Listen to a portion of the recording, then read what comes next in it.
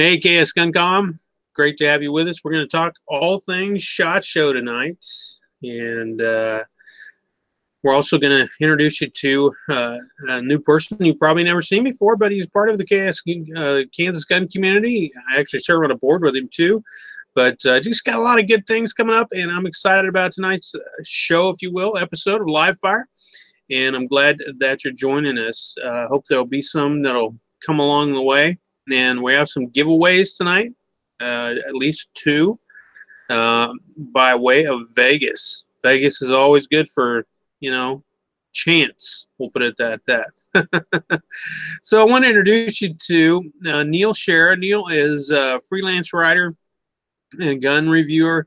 And I'll let him just kind of give, Neal, if you'll just kind of give your bio and tell us a little bit about yourself, man. Well, good evening, everybody. I've been around firearms since I was 10 years old, and that spun off eventually into working in the firearms retail industry for a few years. And it just by circumstance, it was the right place at the right time, started meeting some people here in the Kansas area and started helping a professional writer do firearms testing and other work related to producing articles. So my face has actually been in a few magazines for the past couple of years, and eventually have spun that off into my own writing career, working for Big 3 East Media, gunsandtech.com, and finally settling in with doing projects with Outdoor Sportsman's Group. That's the company that owns and publishes Firearms News and Guns and Ammo magazine. My most recent publication was an article in the Guns and Ammo annual book, Book of the AK, which is both of the articles in Be Ready magazine and Book of the AK are available online through Outdoor Sportsman's Group website. There you go, man. So a lot of people probably didn't realize. I think Facebook or YouTube turned a little slow tonight, but didn't realize that you were right here in our backyard. And I've had the privilege of serving on the board at Fancy Creek Range with Neal for about 2 years. But no, I wanted to find out, and a lot of people don't know what SHOT Show is. That they're just into guns or whatever. But we talk about going to SHOT, and they don't even know what you're talking about. So explain to us what SHOT Show really is for folks. SHOT Show, which stands for Shooting, Hunting, Outdoor Trades, is a industry-only event. You have to be involved with the shooting sports in some manner, whether it be you sell or make boots, camping gear, flashlights, knives, guns, ammunition, optics, or even the equipment to make that. There are lesser known facets of the trade show is people who showcase the machines to help mass produce ammunition.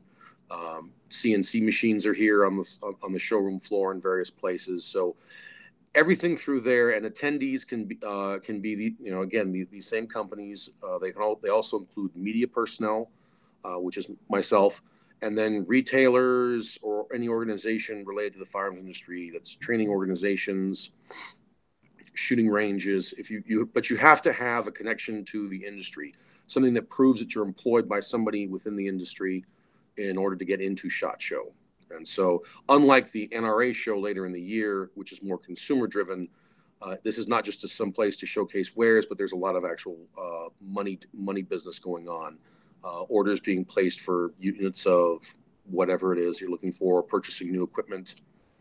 So that's what happens from Tuesday through Friday at SHOT Show. There's a one-day range event, which tries to showcase some things, but because of the range's size and how many companies they want to have here, you can't get everything under one roof under one day. This year, SHOT Show occupies 10 football fields worth of floor. You walk about an average of 6 miles a day. And you have 1 day left, right? Yep, tomorrow.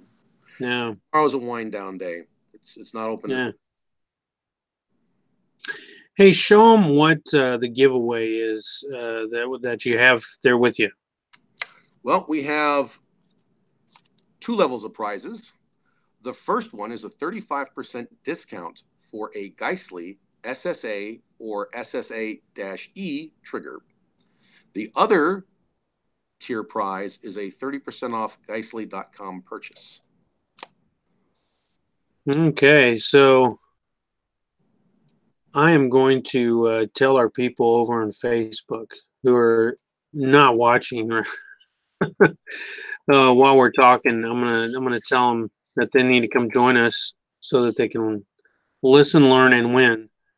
But while we're doing that, while we're waiting, or sort of waiting, also, looking at everybody's probably looked at YouTube or whatever, and or they haven't even paid attention, or they've seen our page, kind of seen some of the things that are hot and what's not right now. And what are some of the things as you walk through the show this year that, as a writer, as even as a gun person, if you can maybe list three or four of them that really stood out to you, and you're like, hey, this was cool, this is cutting edge, this is new, or just stood out to you? Well, that's a little bit of a trickier question to answer than what you might think. There's a lot of interesting stuff. I mean, there is definitely a lot of interesting stuff. We still have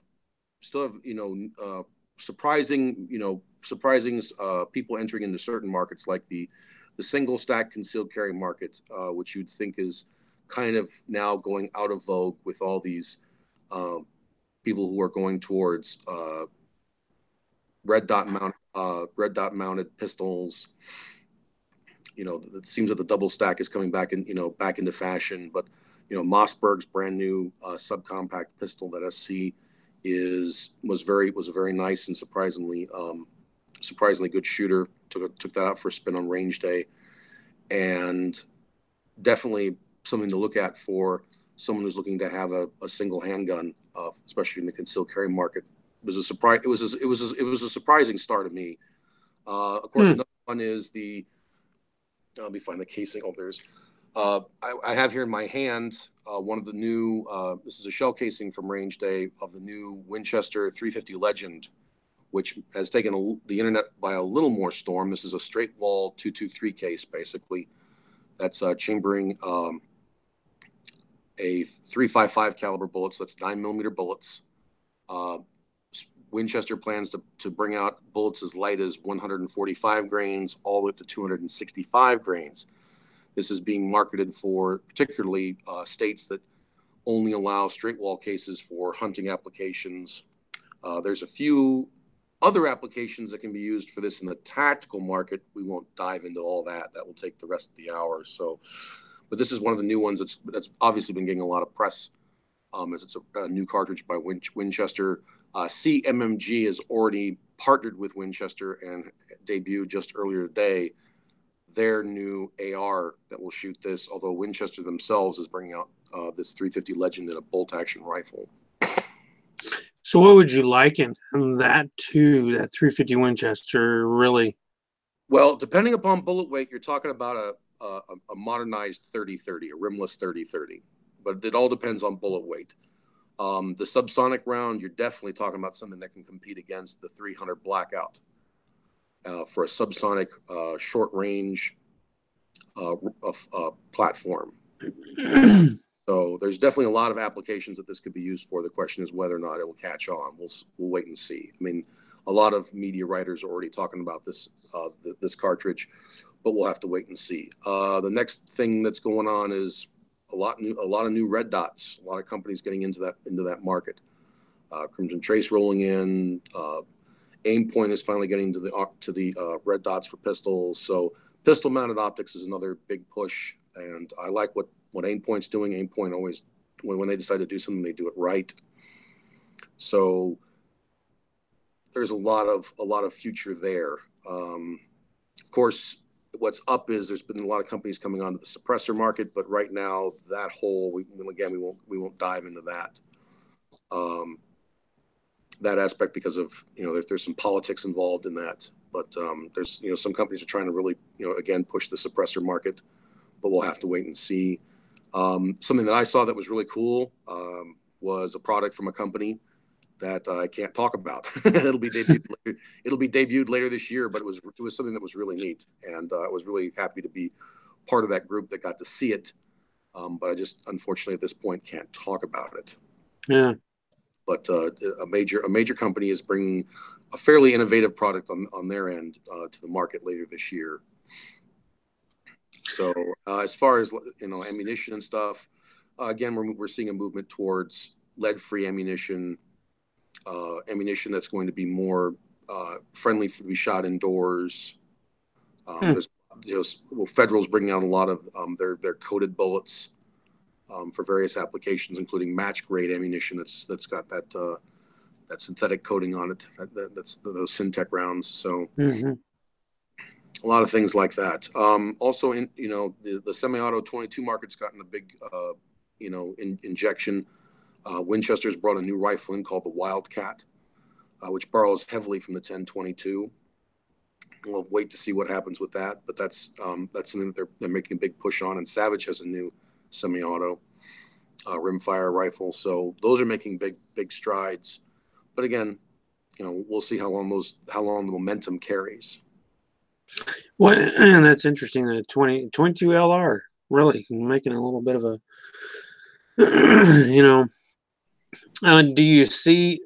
Was there a lot of, would you say, rifle heavy or handgun heavy in the way of product? No, it's it's pretty balanced and shot show. Yeah. Right, of course, obviously there's more rifle manufacturers because of ARs being so easy to assemble. I mean, you can call up any number of companies, have your name roll stamped on an AR receiver. You can assemble that AR receiver however you want to, and then have it shipped out. So there's obviously more rifle manufacturers, especially AR manufacturers out there. So there's obviously always going to be more rifle manufacturers than handguns, especially now. Speaking of rifle manufacturers, DD coming out with a new was a D5, I think it is. Defense, yes, their new Delta 5, their Delta 5 bolt action rifle, which is from the front of the receiver to the barrel is very much a take on Savage's barrel nut system to allow for interchangeability. The receiver itself has a lot of design features common to the Seiko 85 action. So it's not necessarily new. It's a repackaged item from another company, basically. In my. What calibers is it going to come in? 308, 6.5 Creedmoor, and 708 Remington. And interesting. Yeah, well, everyone's got 6.5 Creedmoor rifles coming out. 6 Creedmoor is making more inroads.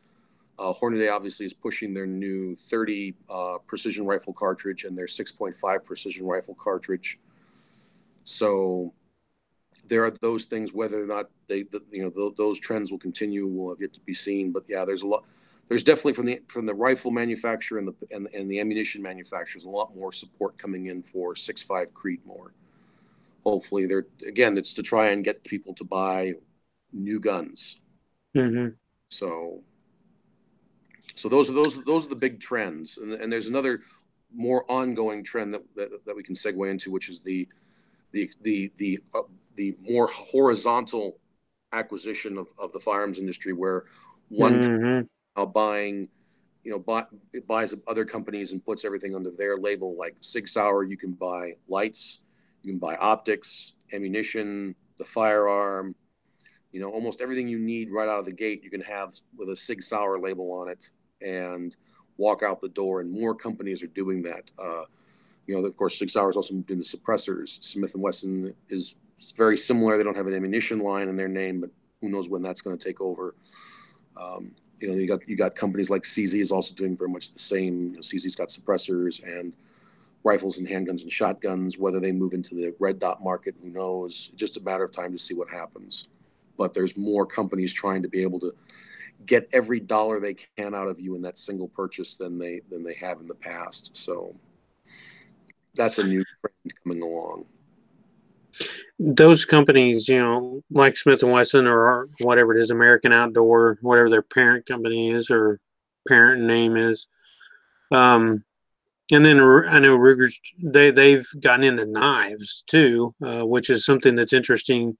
Smith and Wesson, of course, bought out Old Timer, Schrade. I can't remember all the knife companies they bought out. Do you think that is? And I know that we're not going to talk necessarily about the stability of the industry right now, but do you think that those companies are, including SIG, are in real good position right now to really to stabilize? That's well, a company like SIG, you've got you have to look at the fact that they've got government LE contracts and military contracts coming. Mm-hmm. They've caught quite a few of them with the Surge upper receiver, the M17, so they're very stable. A lot of other companies you can see are broadening their base to make themselves more stable for the long term. Mm-hmm. So there's definitely look at trying to find a way to prep for when money gets even leaner. Hopefully, it doesn't ever get leaner, but who knows? With the political climate that we have right now, what's going to happen? So it's good to have a diverse portfolio. Did you see anything from FN? Speaking of, I mean, mill contracts and or government contracts and stuff like that. I mean, they've been a notorious or not notorious, excuse me, famous for holding military contracts. Did you see anything really like the mid-size FN 509? What were your thoughts about it? Well, the expansion of their 509 line is, they're solid pistols. There's no doubt about it. You can't knock FN for anything that they make. They're just trying to follow the market especially with these handguns that are optics ready, threaded barrels, enhanced mag wells. So the midsize is a nice pistol. There's no doubt about it, and we're going to see a lot of other variations come along in various forms. I mean, some companies have, in my opinion, a bloated catalog. I'm not going to start naming names, but there's definitely some companies that are just simply taking something and slapping as many different paint schemes on it to sell it as under some name, say that it's special, but it's not. But I mean, FN is not. It does not do that. I mean, everything in their catalog has a specific purpose. But there's definitely a market for that size pistol. I mean, it's been amazing how long it's taken for a lot of people to start making something that's close to the Glock 19 in size. I mean, for the longest time, the Glock 19 had no real competitor. Either manufacturers made their guns bigger than the Glock 19, closer towards a 17 size, or much smaller. Most companies went with a full size and a compact, whereas Glock theoretically has three major frame sizes. So, SIG and FN moving into that direction is a good thing for them. It really works in that market. The same thing with the CZ-P10C.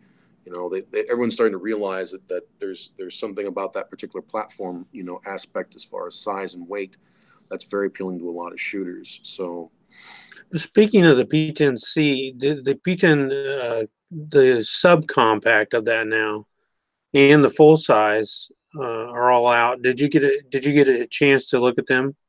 I handled them.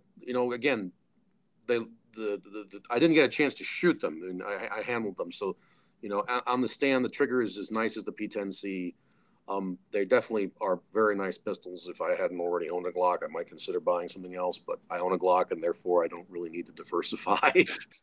It's just a matter of do I really need to put the money into another handgun that competes with something else? It's one of those things. I've become more utilitarian in my handgun purchases. I'm not a collector in that area. Rifles are more my shtick as far as collecting various platforms. Speaking of Glock, the big 800-pound gorilla in the room, the 43X and the 48. Where do you see them falling right now? To me, they fit into niches where they're. To me, they seem like platforms designed for markets that may have restrictions. My thing about the 43 is the 43, to me, it may offer a more shootable platform, to take to the range and try and conceal carry, but most of the concealed carry aspects that the 43 had for advantages are gone. The grip frame just being increased just makes it more awkward to try and store. Now, that's of course, also based on the personal size aspect of the shooter. But for me, what made the Glock 43 a very useful platform was just reduced by making it larger in the 43X. Now the 48 to me just says it's a firearm. To me, it speaks as a firearm for a restricted state, a state that has a capacity limitation, and you can obviously see in some ways that this could easily be something that Glock is realizing that now that one of the side notes of SHOT Show is it's kind of interesting to see the floor space does vary and fluctuate in for a particular vendor. So you can always see who's spending more money. SIG was very big this year.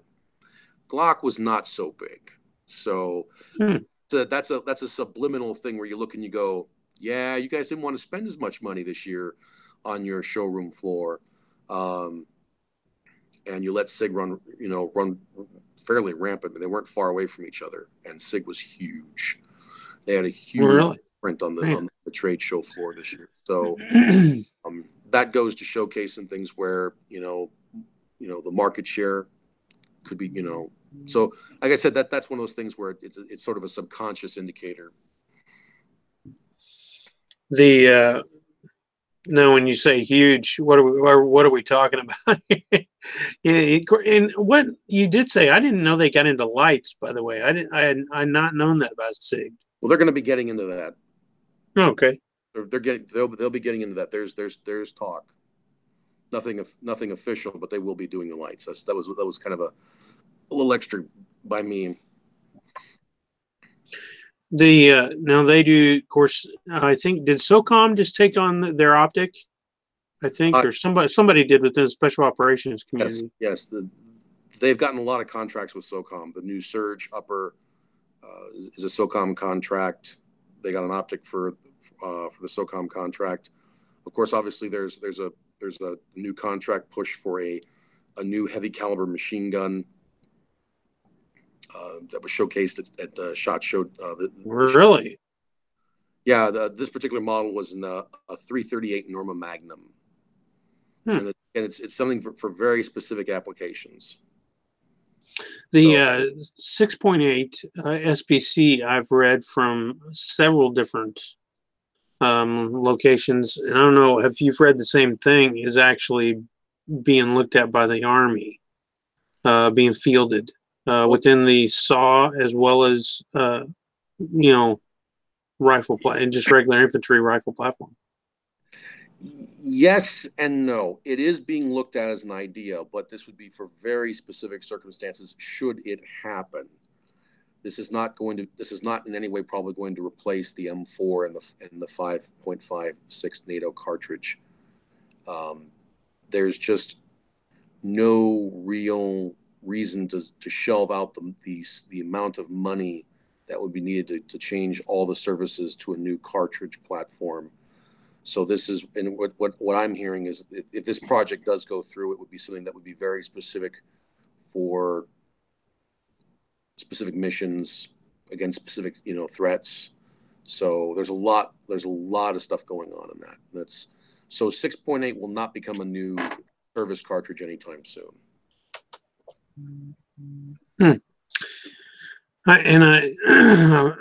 Excuse me. I was reading about that, and I was intrigued by that, quite honestly. Another thing that we wanted to discuss too, and we sort of already did. Do you think that there is going to be a place for those mom and pop?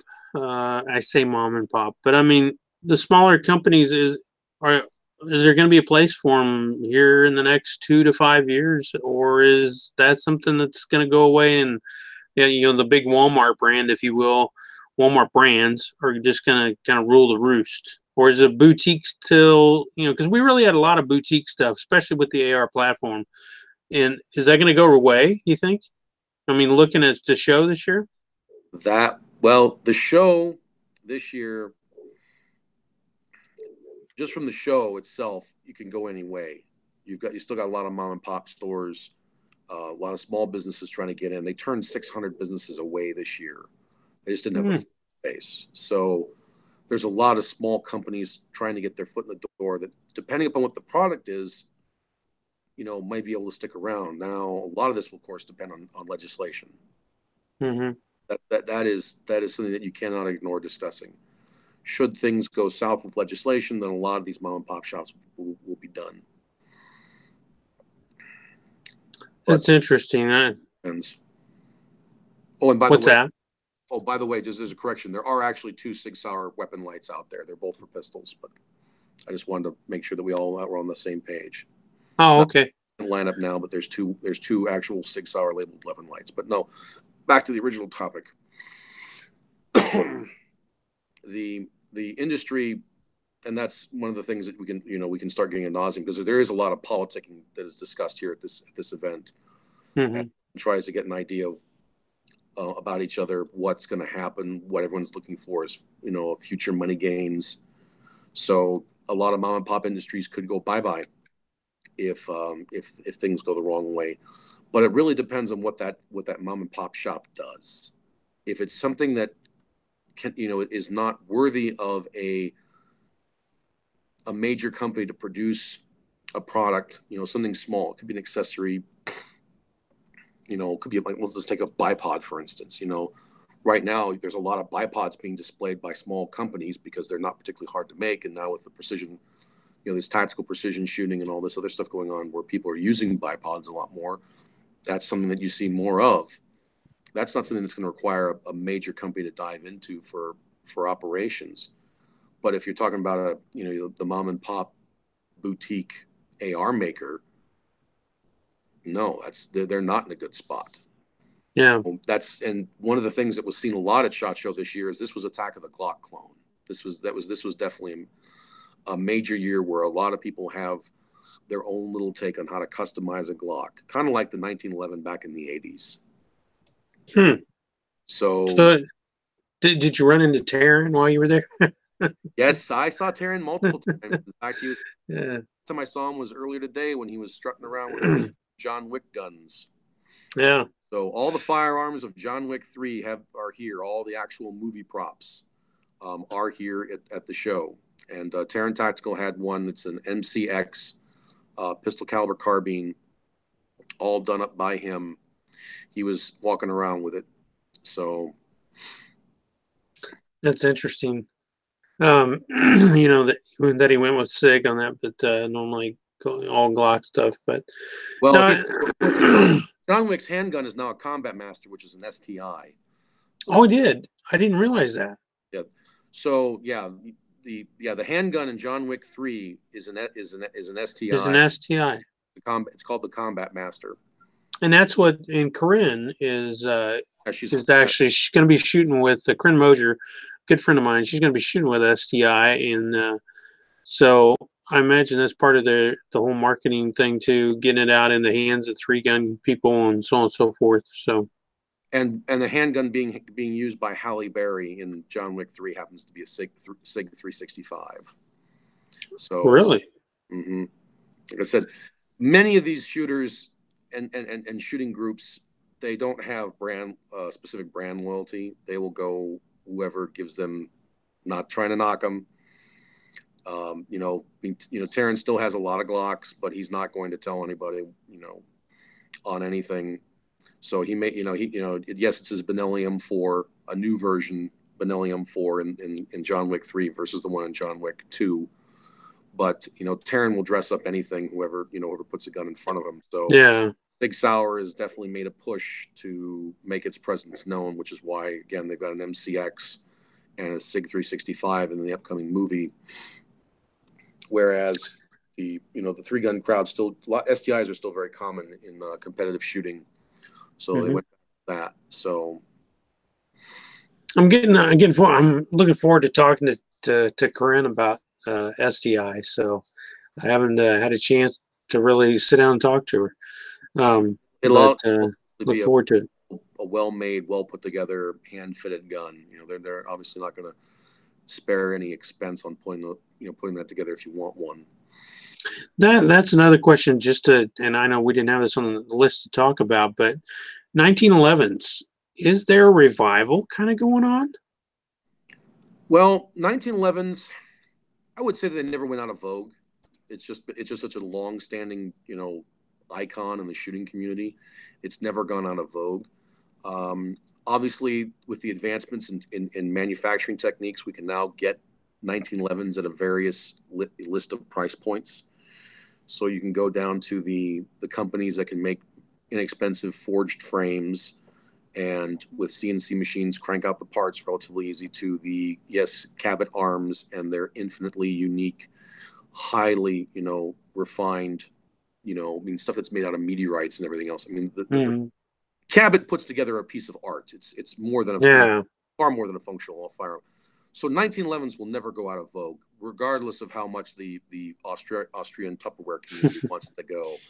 I mean, 1911s will probably never disappear. I mean, I know a lot of people who shoot 1911s and still like them. I know that there's a lot of people who don't like 1911s, but I just do not think it's just too much of an American icon to see it go bye-bye. I mean, they're definitely realizing that they have to diversify what they're offering for a 1911. I mean, just look at STI, the fact that they've got so many choices, and you can have it from a bare bones stock carry type weapon to something that looks like an older duty piece to obviously the combat master that's coming up in the next John Wick movie. So the 1911 platform has a lot of options in between. So diehard gun shooters will not let it go. I think that That's interesting. I think that the people who are only plastic shooters, plastic handgun shooters, have this idea of a more of a persona than being a student of weapons craft. But that's a whole personal. Yeah. We could discuss that. To all those out there, I am far from a normal gun guy. I like everything that goes bang, from small rim fires all the way out to artillery pieces. All forms of guns interest me. I don't have a particular niche that I dive into. So I look at an AR and an AK in the same way, and I'll look at a high quality bench gun that's bolt action in the same way. I don't discriminate based on platform. I look at things critically in a functional manner. What can it do for me? But I'm not going to sit there and say this over something else. Which I think is something that we need to have a little bit more of back in the community. There seems to be way too much focus on a particular platform, given whether it's a handgun or a rifle or a shotgun. So, you mentioned AKs. The AK world, was it really represented out there, and where is it at right now? you have the usuals of Arsenal and Century with a small splattering of Palmetto State in there. Unfortunately, the problem is the AK market has been hurt severely by the fact that ARs are now so cheap. Unfortunately, an AK was just never designed to be made in this modern world where labor costs being the way it is, which is the major reason why AKs are just not. Once we got away from having cheap parts kits to start with and had to actually build an AK on our own, we all realized we never knew how good we had it until gone. So AK market is definitely not big. I mean, Kalashnikov, of course, obviously because of other issues, can only bring in their shotgun and their pistol caliber carbine platforms into the States. They don't have an actual AK that they can sell here. But Arsenal was here and Century Arms was here. So, like I said, those are your two biggest AK dealers. I mean, besides IO, an American-made company that's makes a solid platform. They don't get as much press as they should, but in the AK world, it's a fairly competitive unit. So the market's definitely smaller because if someone's going to look at an AK and someone's looking at an AR just by price, the AK is going to lose, whether you like it or not. I did notice that Rock Island had, and somebody else had a semi shotgun, an AR platform, if you will, shotgun out. Did you get a chance to shoot any at range day? No. Or an industry day? I did, and I don't know if they'll go. I'm not sure. You have to have. Let's put it this way: range day is almost always going to be the big companies. You're gonna have to pay for space on that firing line, and that's separate to your booth space. and all that. There's Mm-hmm. a lot of money involved in this whole operation.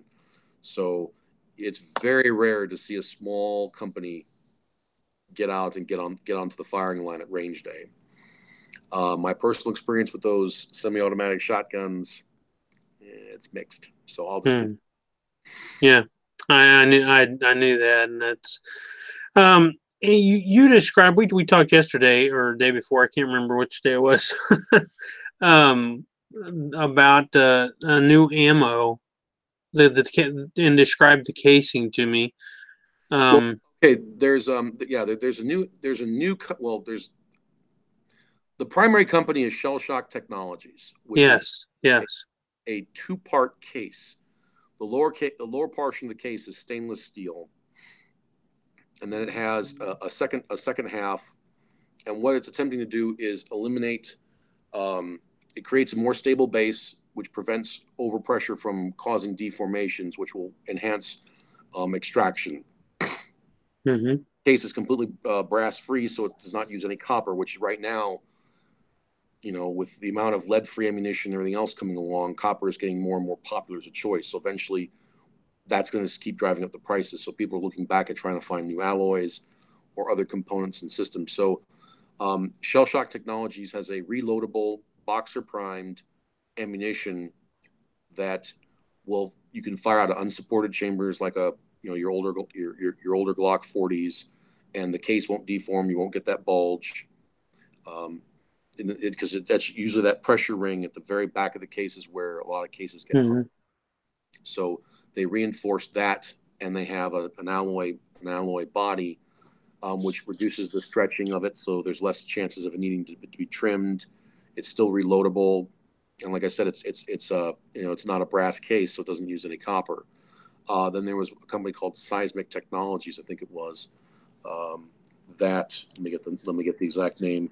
That was making loaded Sure. ammunition for it. So that's definitely something that's going to be on the coming down the pike is not only more lead free ammunition coming, more lead free ammunition using plastics in a way.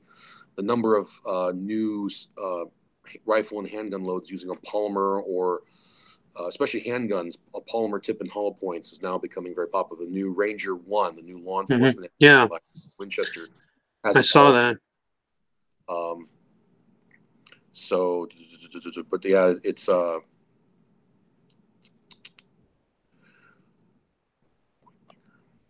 yes, the company's called Seismic Ammo. Seismic Ammo is making an ammunition that uses this shell shock technology for the case, and then they're buying their bullets from somebody. I guess it's a completely reloadable ammunition, but it's a new take on uh, your average factory brass. And that's something that will probably become more and more important as, again, people can start considering prices of metal. Do you think that the polymer or full polymer casing will come into being? No, Okay. no, I don't think it will. Hmm. They There's just won't take the pressures and everything. I just don't think that the companies want to find a way to make it work, because then you're asking not only the ammunition manufacturer to shoulder the burden of all the R&D. You'd be Mm-hmm. asking pistol manufacturers and weapons manufacturers to make changes to their guns. Well, that's affecting two industries. Yeah. I don't think it's going to work as well. I think the firearms community will make guns and tell the ammunition manufacturer what to do. I mean, I don't think you'll ever get an ammunition manufacturer who's going to jump up and say, we're going to develop a whole new uh, product like polymer casing, and we're going to, do it all on our own, shoulder the entire financial burden of doing the R&D work. And because if it fails, then, that could mean the end of them. So Yeah. Hey, let's remind guys, we got a few more watching. What the discounts were from Geisley. we That Go ahead. Okay, we have the first discount is 35% off on an SSA or SSAE trigger, one or the other. The other one is a 30% off Geissele purchase. And these have to be done before Valentine's Day. Hmm. So here's the deal, guys. Those that are watching, you need to tell your friends to get on here and watch. I already put the shout out. Here's the deal. And here's how we're going to work it. These are 2 discounts that Neal has that he's willing to give away. They're codes, all right? He's not going to hold them up in front of the screen so that everybody and their mother's, uncle, sister's, cousin, brother can have them.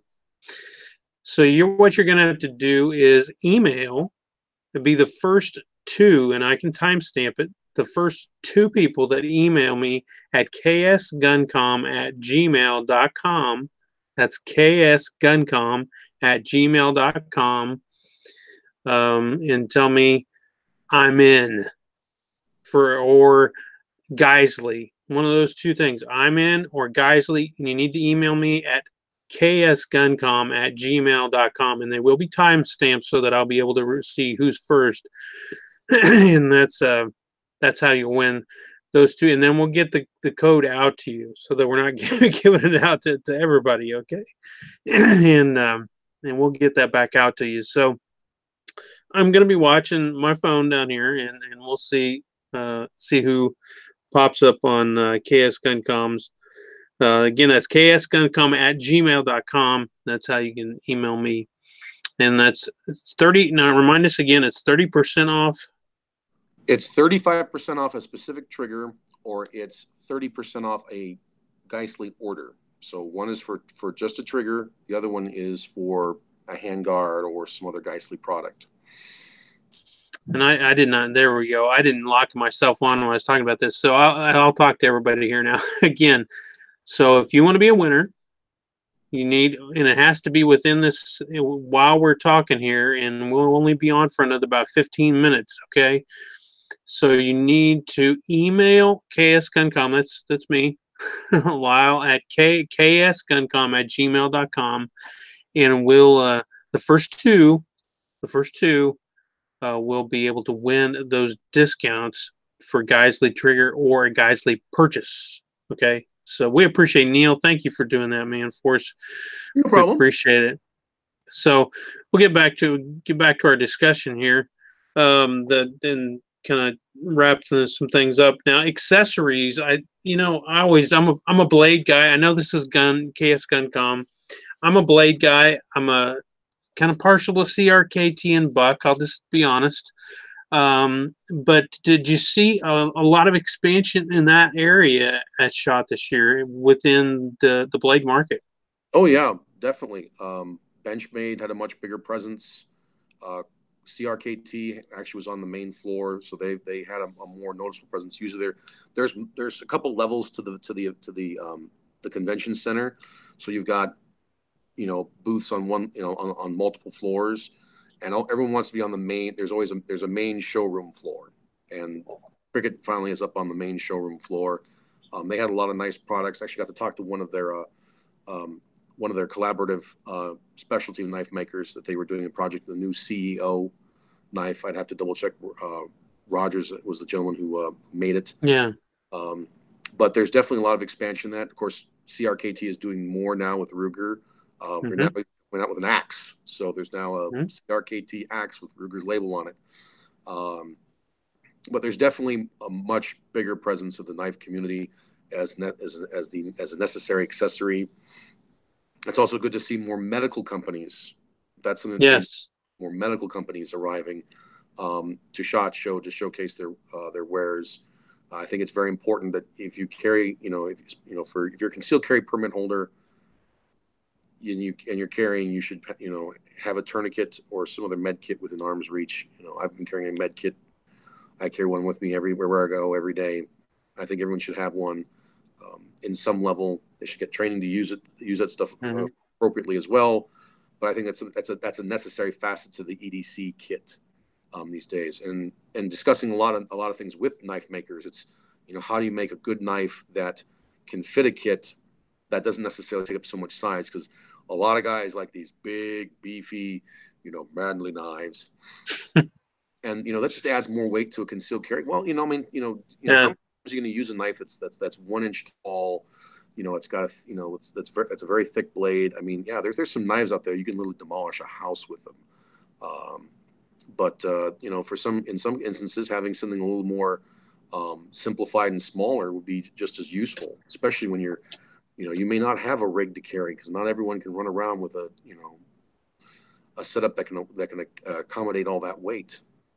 So there's a lot. The knife industry is always functional and adaptable, and there's definitely a larger presence of them this year. And it's none of the. I mean, they're all good functional companies. You're not seeing anything strange or weird pop up at SHOT Show with that. So I'll give a shout out to American Cash Exchange. And a full disclaimer, my cousin owns American Cash Exchange in Manhattan, Kansas, and he's already got the CRKT Ruger lineup in the shop, and it's selling. So, go ahead. Well, Neal's a customer there too, so yeah. Full disclosure, I'm a regular at American Cash Exchange. But CRKT is a good company. It's a very reputable company. It makes a good product for a good price. There's a lot of their choices that I would like to have, and I could go broke buying their knives.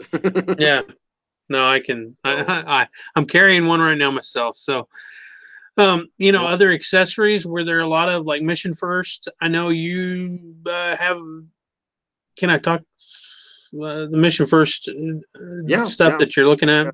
Mission First, yeah. Well, Mission First is an accessory company, someone who rival. Well, they fit a lot of the same vein that Magpul does. I think they do some things better than Magpul. I think Magpul needs to update their product line. But Mission First has got some good accessories. There's a lot of good accessory companies out there. A lot more magazine manufacturers that are popping up. I'm a big fan of Elander mags for all metal or C products. You see all of that here at SHOT Show. I mean, every magazine manufacturer under the sun is here. I'm not a fan of some of the new all polymer magazines that are coming out, especially for handguns. I just think that that's just too open for abuse.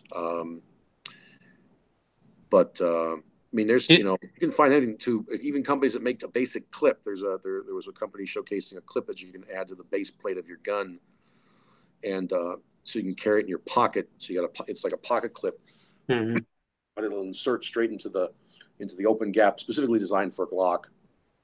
With that spacer at the back of the grip of a Glock, the actual clip part just slides right into that, so you don't need to knock anything off or anything like that.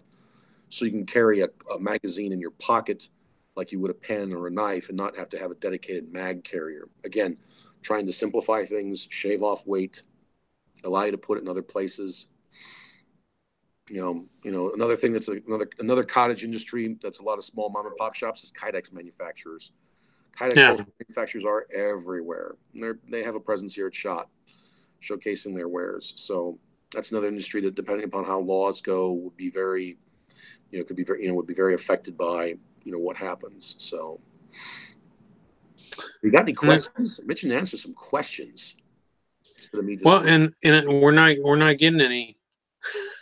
There are people watching but not asking. So if you have any questions, again, I put a shout out to ask any questions that you might have, and you still have about 12 minutes. 12 minutes if you want to win a 30% discount or 35. It's 30% discount on the trigger, and a 35, or is it the other way around? 35 for the specific trigger and 30 off any Geissele accessory. Okay. If you want to win one of those two things, it's through promo code that Neal got at SHOT. You need to email me over the next about 11 minutes or so at ksguncom@gmail.com. Now, after this episode airs and it's up on our YouTube account and so on and so forth, no, we're not doing that business, because then everybody and their mother's uncle is going to try to win. And so you need to email me within our episode, within the episode of this live fire. Okay, and these codes are unique and they are tracked. So definitely, if once one person uses it, it's done. You can't double submit it.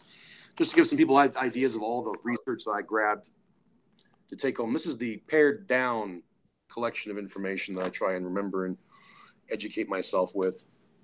So And by the way, he does not have he doesn't fly. He drives, so he doesn't have to worry about a carry-on. Oh, if I had to worry about a carry-on, I would be in trouble. You would not believe how much stuff I have. My luggage load is doubled. And that's generally, from what I understand, that's kind of the case with SHOT. Whether it's their swag or there's literature for you and all that type of thing. But yeah, that's you get loaded down pretty good. And there's some people get loaded down in other ways in Vegas as well. Kind of let people in on that, by the way. A lot of people don't realize that there's a party atmosphere that goes on among SHOT Show that is really, really, really heavy. Maybe tell them a little bit about it. Yes, there is. Last night there was a huge event where Agency Arms, and I can't remember the other company because I didn't attend the party. I typically stay away from those for smaller scenes because this is a chance for me to meet people that I get to talk to online a lot, but don't get to see face to face. I've made in this business. I've made international connections, so many times this is the only chance of the year that I'll get to see them face to face. There was a party out in the desert. You probably saw the video with the helicopter and the minigun. I mean, there's a lot of events. I could show a card to one, but I won't. This is an adult appropriate venue. But there is a lot. Yes, there is a lot of things to do. At SHOT Show, and you can always tell who decides to try and burn the candle at both ends, so to speak, as the week goes on. But yeah, I mean, obviously the casinos. This is a city that never sleeps, so you can be at the casinos 24 hours a day and everything else that has to offer. And yes, there are a lot of parties. There are multiple parties that are held every night. You can get invites to, held by companies or groups, and you can attend them. And okay, like I said, I typically don't do that because I enjoy hanging out with people in the industry who I've gotten to know over the years, and so yeah, there's and I've been out to Vegas several times, and of course there's a lot of things to steer clear of I mean, it depends on the person, but yeah, there's a lot to do. But now that out there, where was that held at? The where they blew up the that was the vehicle and stuff. That was held out in the desert. It's out of Granite City, isn't it? I think, or Boulder City. One of the two. Yeah, Boulder City, most likely Boulder City. That's usually the only place that has an area that you can do that on, that has a range that because it was essentially a shooting range that they dumped vehicles on and shot them up. So, I mean, I will put a plug in that Lord willing, the good Lord willing, October the 19th of this year, we will be having KS Guncom Range Day out at Tallgrass Shooting Sports right outside Manhattan. And I was saying blowing up things. There might be some tannerite involved. We'll just put it that way. And other things. We'll just leave it at that. So we might have a good time out there. So, and some vendors and so on. There'll be a lot of news coming on that here this within February is when we're looking at launching some stuff. So, but we don't have any questions, man. So I'm thinking, do you have anything else to maybe add? We're getting down the line here. Well, for the sake of not trying to open a can of worms, I mean, again, this is all the talk is revolves around the industry here. Interactions involve around the industry, and there's a lot of questions up in the air that basically fall onto the general public of what is the general public going to do to help continue to defend and support firearms rights, because we could easily lose all that we've gained in the past 15 years. And that could be that's, like I said, a simple, one single law nationally could change the firearms landscape tremendously. So, support your state's rights, get involved, on tracking what's going on at the federal level. Because, that's, if you believe in the Second Amendment, then, we have a lot of work to do. So, a lot of this could disintegrate. I mean, SHOT Show's been growing, but a lot of it's because of the expansion of those gun rights in the last 15 years. I mean, we're probably going to have record attendance we've been hitting record attendances here in the last 5 years. I mean, every year has been bigger. I mean, the event keeps getting bigger. More people keep attending. Next year, we're going to have the venue at multiple locations because we can't contain it anymore in one single building.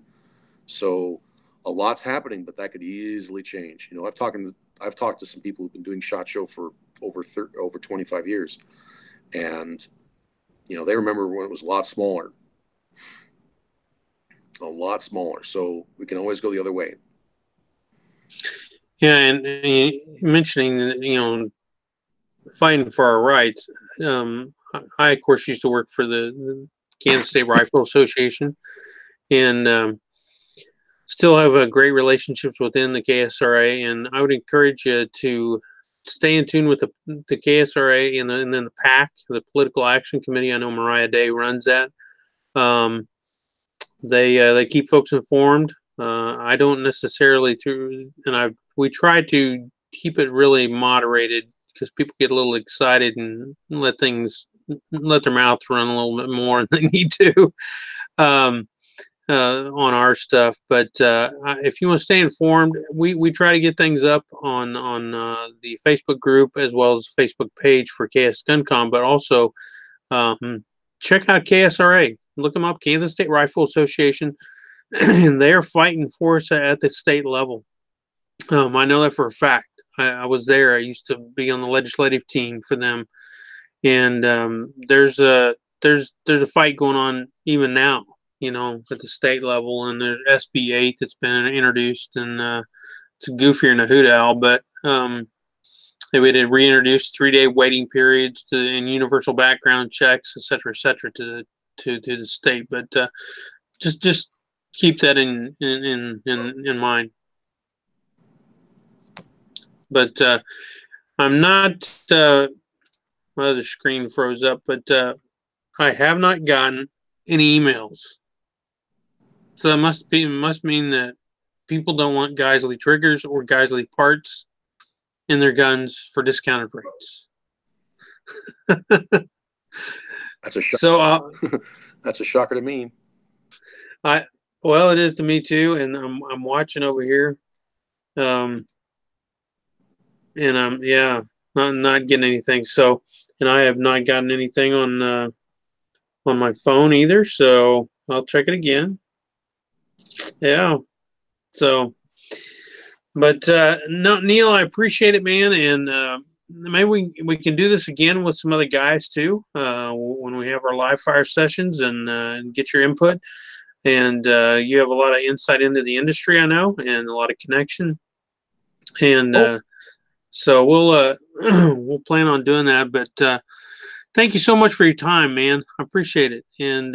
And for just there's a lot of things too I know that right now within the industry you can't talk about. That's a good and bad, some of it, but it's good to know there's good things coming out in 2019. Say there's something really exciting coming out in 2019, right?